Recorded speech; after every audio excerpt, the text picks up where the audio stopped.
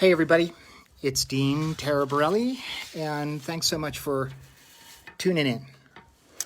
And today, I'm going to talk about, self-care. And I want to share a little bit of an experience before we get started. And it's, I live and work at a mental health facility, for addiction, anxiety, depression, post-traumatic stress disorder. Those are kind of our big hitters here. So we're regulated by the state and licensed and all that kind of good stuff. So yesterday we got a surprise inspection. The health department from the state came to check for our licensing requirement, And so this person arrives and they're wearing 2 masks and 2 pair of gloves and wouldn't get within 10 feet of anybody, all masked up like that. And the sanctuary is in the middle of nowhere. Like, we are super isolated. The people are screened to get here. We're super careful as we can be. And, at the end of the day, look, this is a virus. And what we really know is, hey, the better health I'm in, the better I'm going to fare in this whole virus thing.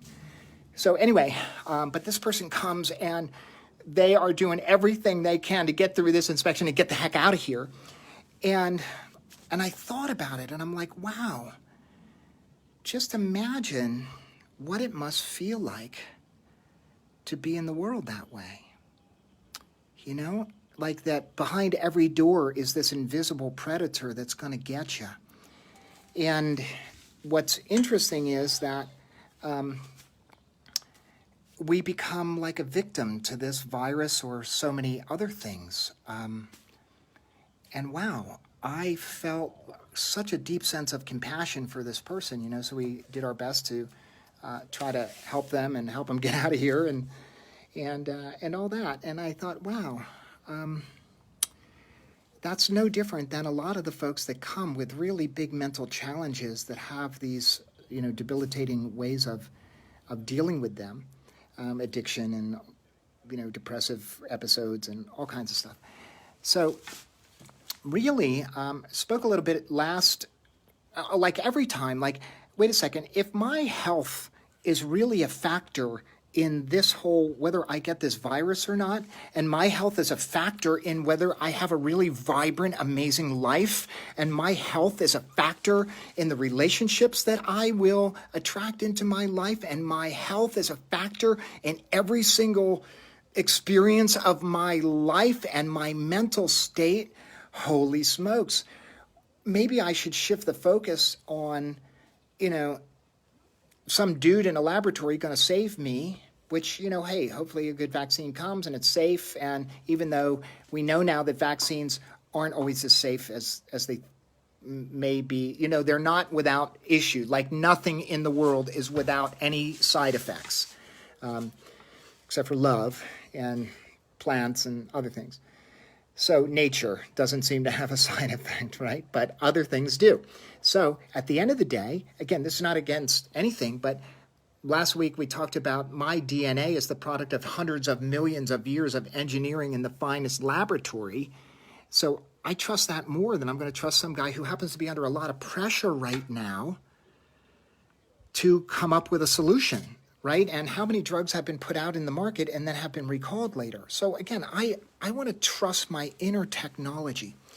So I came upon this information. I was watching the movie Heal, and in this movie there's one of the presenters that by the name of Kelly Turner, and what she did was she studied 250 people that had spontaneous remission, had remission from stage 4 cancer. Now, stage 4 cancer is like, that's the death sentence, right? You got 3 to 6 months to live. It's the end of the line. Stage 4 cancer is the end.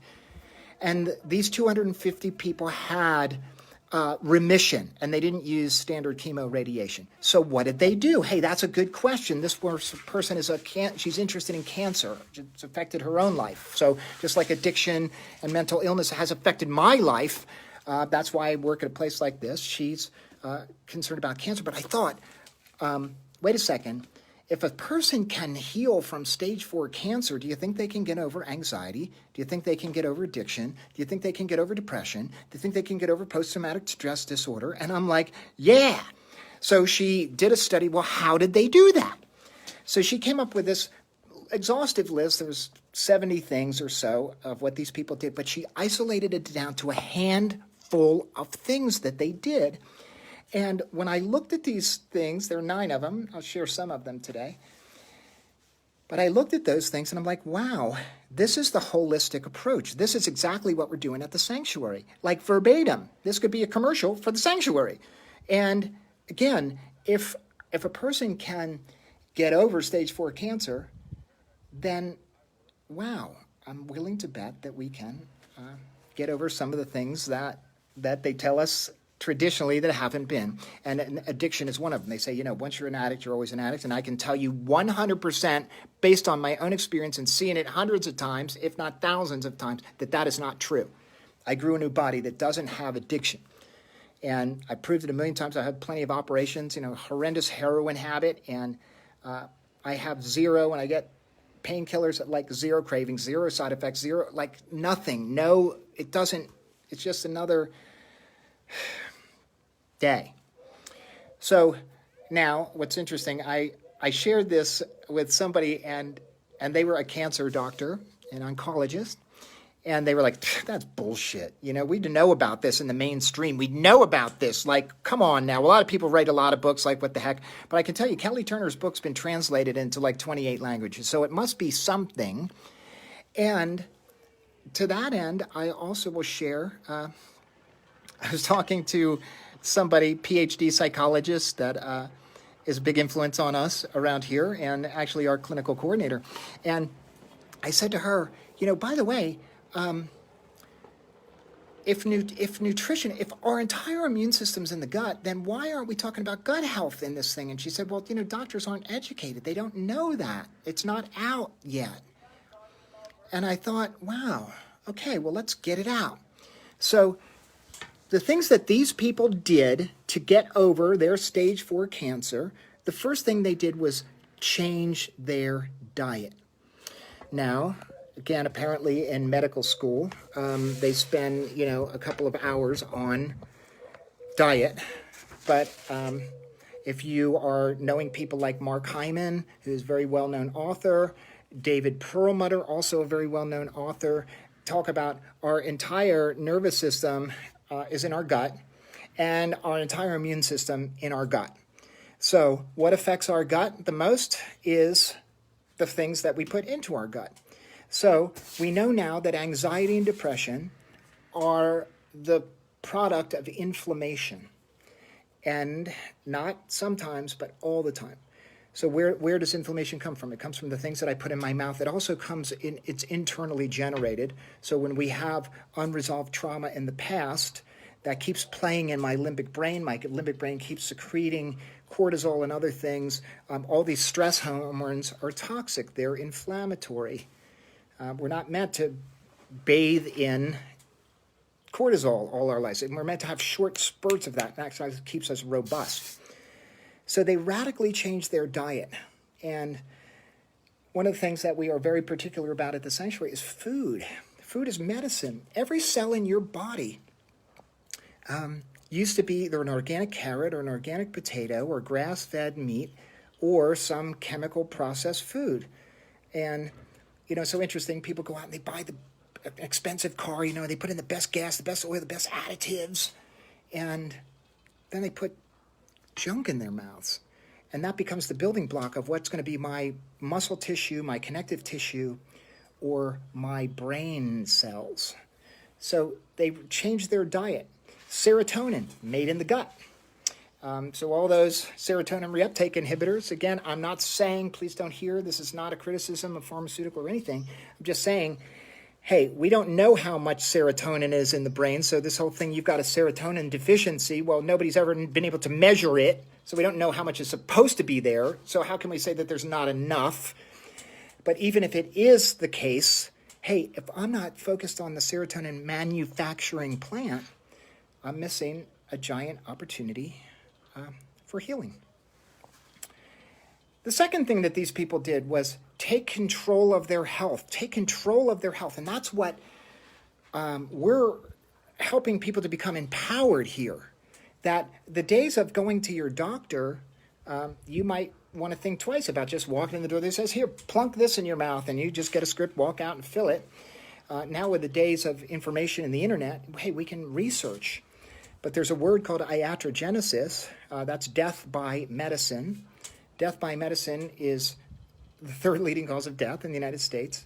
And that's what that is described as is, hey, I have a problem A and I die of complication B. So an example of that, hey, I go to the hospital, I have to have some procedure, I get staph infection and I die. No doctors, nobody's negligent, it's not some big story. That's an iatrogenic response. So if medicine is the third leading cause of death, I better check into, I better just check on that. And again, whatever you think about the virus, and I'm not here to say mask, no mask. That's like controversy like crazy. I'm not here to say vaccine, no vaccine. I'm here to say, I think it's best that we make that decision ourselves, right? And this is a thing. This is where I got concerned about censorship, and they're taking down a lot of videos off of YouTube and Facebook and saying that they're dangerous because they go against the CDC guidelines. Well, hey, medicine is the third leading cause of death. Forget the conspiracy. This is just what we know. I just mentioned that, hey, in medical, they're not talking about nutrition. But the gut is really important to mental health, and it's really important to physical health. And people that got over stage 4 cancer focus on their diet. So wait a second. I don't know that I can 100% trust the CDC because they may not be up on the latest stuff. Again, take out the controversy, but we must decide. I want to decide whether I have a vaccine. I want to decide what I'm going to do, because again, my body's my responsibility. And that's what these 250 people did. The third thing that they did was they learned to follow their intuition. And this deep sense that this inner voice, the voice of our soul, right? This, my own intuition, this, my deepest knowledge based on all my genetic lineage, all the genetic information that came before me, my understanding of how the world works, because nobody knows what's better on this planet for me than me. Granted, when I am struggling or I'm super depressed, yeah, I need guides and mentors and doctors and all that kind of stuff. But ultimately, I have to make the decision myself. And when people are tapped into their intuition, they tend to have amazing lives instead of okay lives. And they tend to find more robust solutions for their life. It's interesting. I shared this in a group I did a little while ago.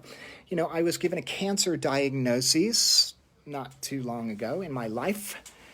And they were like, you got to radiate. And it was in a sensitive place in my body. And I'm like, you know what, man? I'm not so sure. I feel like having a microwave blasted into this spot because there could be some side effects that I may not like. That didn't feel right to me, even though that's what's done. And it's simple and easy. But, I have this friend of mine. She's a brilliant naturopath in Germany. And I've known her a long time, and I trust her. And, this woman is steeped in wisdom. So I called her, and she said, we have this IV laser therapy, and we do all these infusions and then blast it with laser light in your veins. And I'm like, that's it. That's what I want to do. So I made an appointment, and I went over there for like this 12-day morning and evening session. And, that was some months ago. I just recently got a biopsy back, and the numbers are a fraction of what they were. And no radiation. And all my parts are working just fine. And I'm not sure that they would have had I done that other route.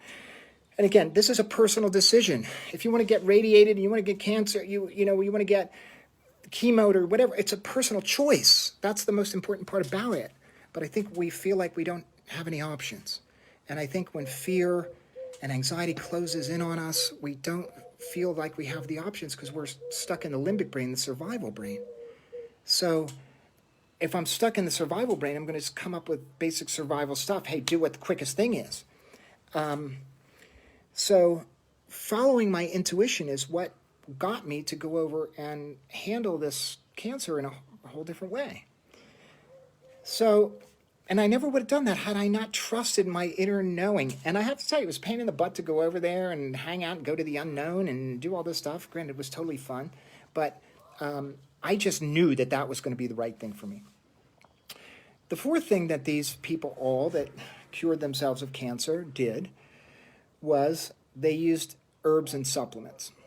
Now, this is a big part of our program here because everybody that comes here has brain damage. Actually, most people walking on planet Earth have brain damage because of the toxins in our foods, the toxins in the environment, the toxins of stress. And the toxins of stress actually give us brain damage. So cortisol damages the hippocampus of the brain. And the hippocampus is what's responsible for learning, amongst other things. And so again, if my hippocampus is being flooded in cortisol, it prunes its cortisol receptors, the part of the brain gets damaged, now I can't have a new experience. Learning also equates to new experience. And how many of us live these lives that are unfulfilling and not rich and not like all that they could be, that mundane, monotonous, the same experience over and over, looking at my partner the same way every morning. Well, I have to heal that. And food is not what it used to be. Even organic food doesn't have the same nutrients that it did 100 years ago. So anybody ever notice, like, you eat a tomato now? When I was a little kid, we used to stop at these farm markets on the way down to the beach, I'd be in the backseat of my parents' car, and the tomatoes were, like, amazing.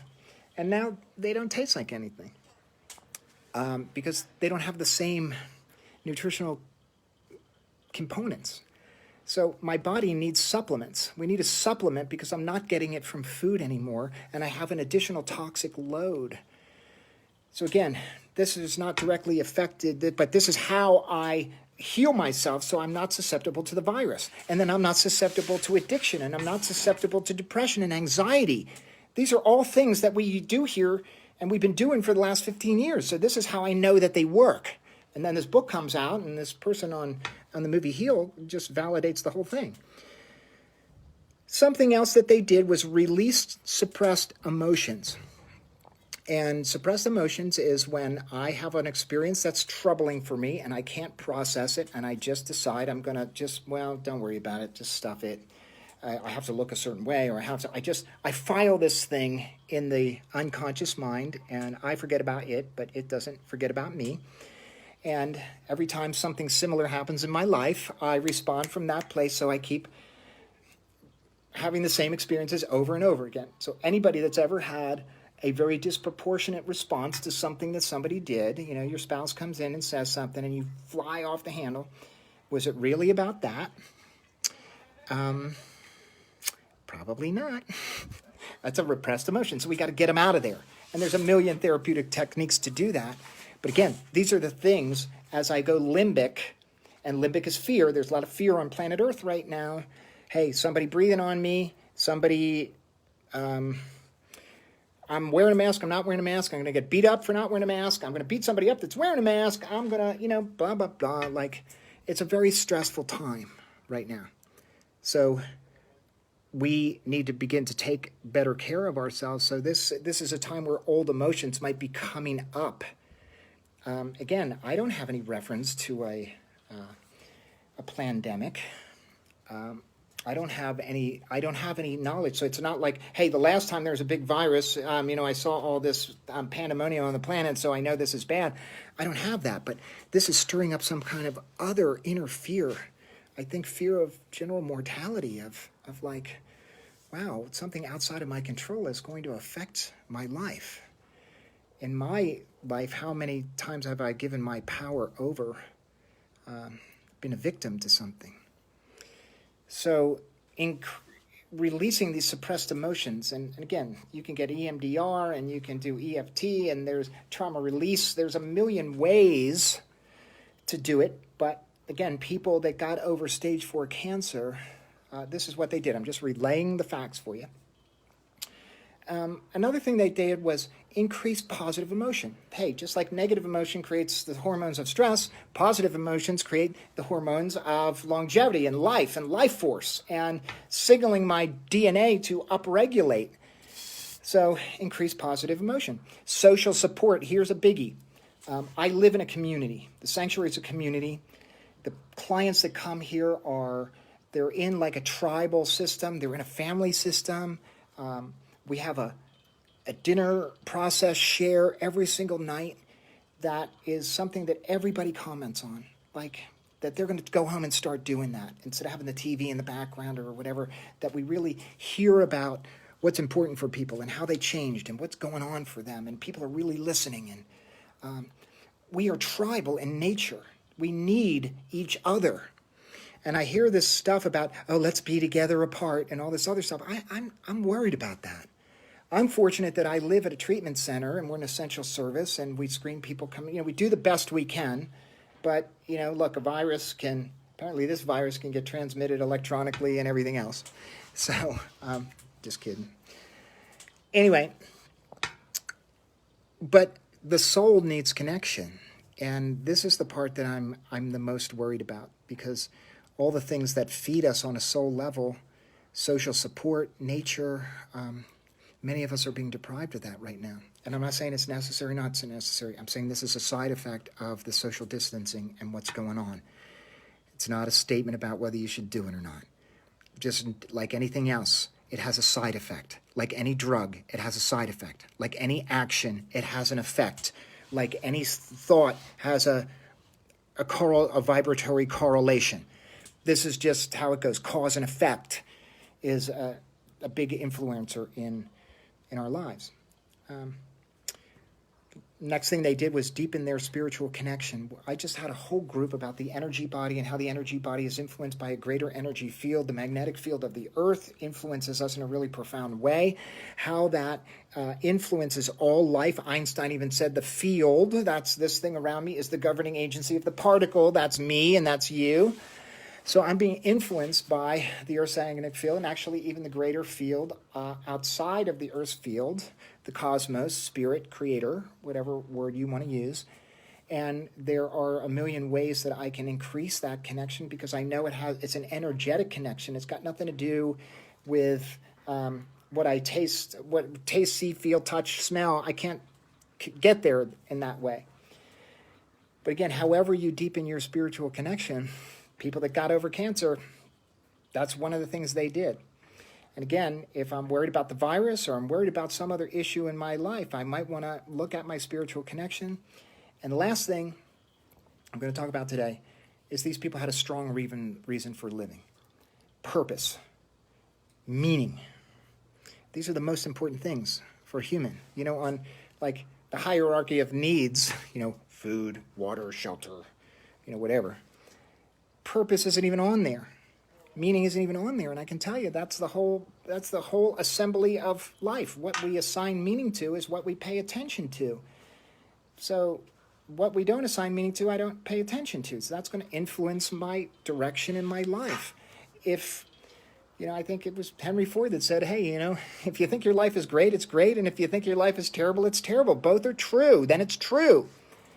Whatever meaning I assign becomes the lens. And I can tell you, from working in this industry and actually being in this whole addiction thing for 35 years, and being with thousands and thousands of people, the thought of stopping something, some behavior, whether it's an addiction or addiction to food or addiction to a belief system or addiction to thing, if I'm not going to work too much or I'm not going to do, just stopping something for the sake of stopping something is not interesting. What's interesting is I'm stopping something so I can start something way better. And once I learned that, created the sanctuary, I've never looked back. So wanted to just acknowledge Kelly Turner, and big fan of hers. And also she has researched and took all of these things that we're doing, because these are what I shared was all the holistic approach. We have to up-level our health. And then we are not susceptible to viruses or flus or the woes of others, fears. I'm not as likely to get sucked into other people's fear. I'm not as likely to get off of the path of my own value system, of the things that I truly think are important, and start doing stuff that is dishonoring to that. And that's what's a lot of stuff going on right now. A lot of people, because of fear, are doing things that may not be in their truest, highest nature.